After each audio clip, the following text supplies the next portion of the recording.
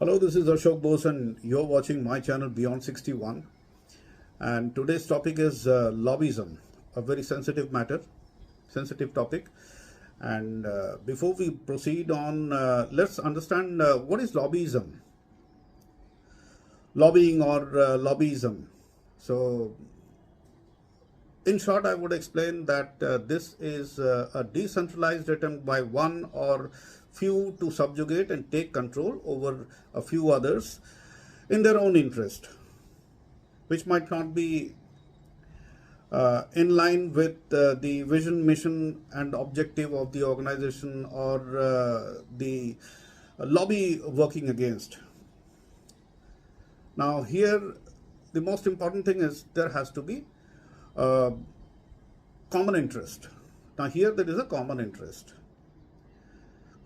of a few, and this works very stealthily, appearing, but you can't blame anyone, and they subjugate. So where does lobby exist? Lobby exists everywhere, in every sphere, in politics, in business, in corporates, lobby within the department, the functions, interdepartmental lobbying, etc. So this can be found everywhere. In US, lobbying is legal. There are firms who operate in a big way with massive budgets pumped in to gain influence. They create a narrative and they start creating an ecosystem, and there is a huge budget pumped in and it is legal. Look at this. What happens in India? In India, lobbying is not legal. While I say that India is not, they don't permit, there is no provision in the law, there is no such law where lobbying is permitted. But lobbying within the political circles or elsewhere, as I said, is visible in a massive way, but within a framework of law where you can't catch anyone, you can't fix anyone, but there is a lobby. What does lobby do? The lobby creates a big thudding noise. Now this noise reverberates, it amplifies, and they create an ecosystem which has a compelling power against the masses to be judgmental and start forming opinions. And there is a privilege available to the leader of the lobbyist group who has a clout and possesses a phenomenal power to undermine and destabilize almost everything. While I say almost everything, in the corporates, they can affect your productivity. They strongly influence the motivation of the people.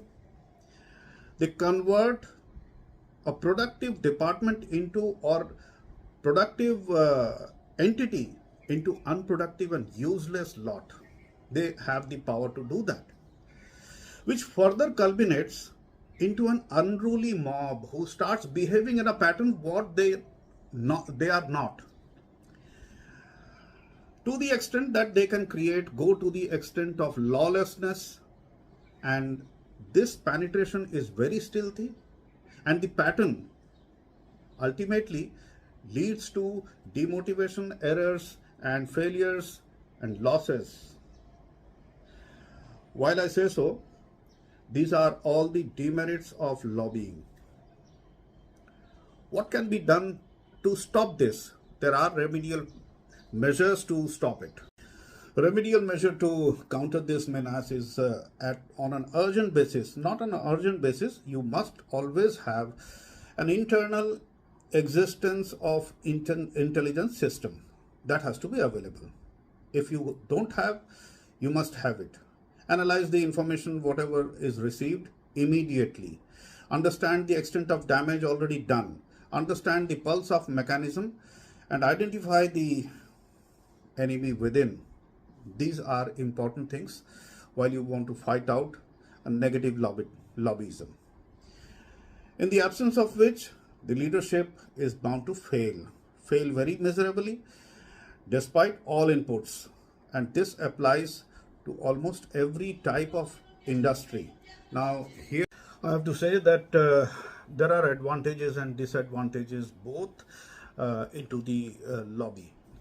Now, of course, I'll discuss both, and let's take for an example an industry with scattered business assets all over the geography. How do they handle the lobbyism? Now, here, this is the most difficult and very tricky situation where there would be groups within a large group, and there are formation of micro groups even. Very difficult to identify, and they have a network of their own with a common interest.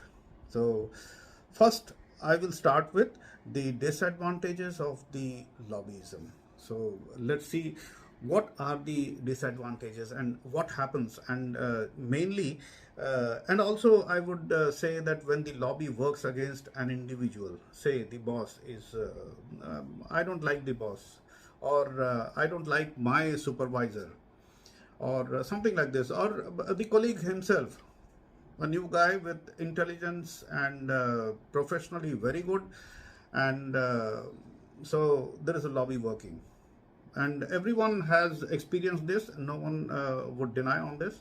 And so here in this case, what happens, that every lobby has to have a leader.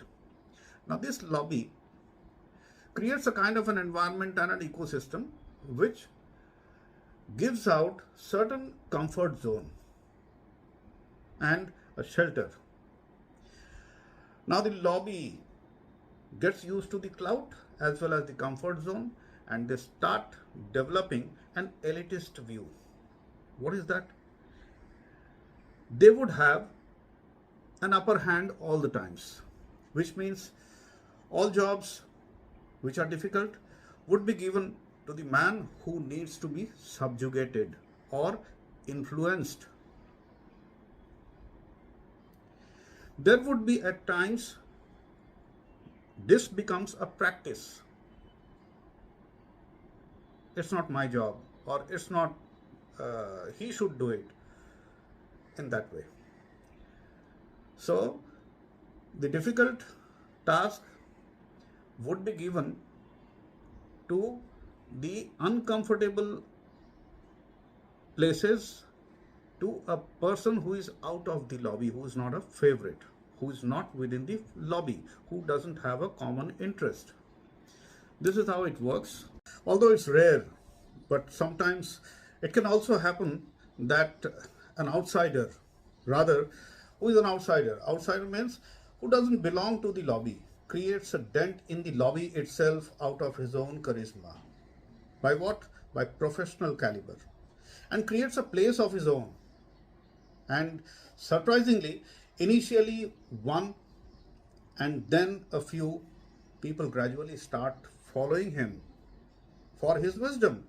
This can also happen, and this has happened. Out of my experience, I can say, yes, this do happen. There might be a time when situations have completely changed and you start driving the complete lobby. The fellow who was not in the lobby has created a lobby of his own. How? This is a positive man. This is a man with energy. He believes in synergy, he believes in alignment, and he knows what exactly his existence and his commitment towards the company is. Now coming to the advantage. The advantage of the group or the lobby itself, let us say group. We will not talk, we will not call it as a lobby now. This is a group where, with a group which forms a lobby in itself without making it a lobby, it gives out a great amount of cohesivity, alignment, generates a positive energy to accomplish the most difficult task assigned to them. This is a good situation, and this is a positive lobbying, and this is always good for any organization they work. This is all about lobbying or lobbyism or lobbyist group I can talk about. And thank you so much for watching me, listening to my content. And if it is useful, please like, share, comment, and kindly subscribe. Thank you so much.